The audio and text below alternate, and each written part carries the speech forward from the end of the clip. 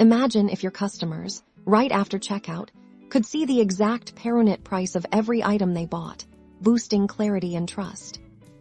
Today, we're diving into a simple yet powerful way to enhance your WordPress e-commerce Thankyou page by adding per unit pricing, making your post-purchase experience shine.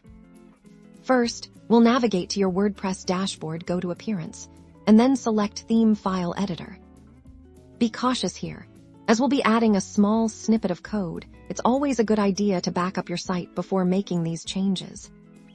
We need to target the order items to extract the per unit price. This snippet will hook into WooCommerce's powerful order processing system. Next, we'll style this new information to fit seamlessly with your existing Thankyou page design.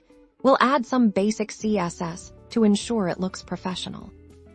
This ensures that the per unit price is displayed clearly next to each product, right there on the Thankyou page. By providing this level of detail, you're offering incredible transparency, which can significantly reduce customer confusion and inquiries.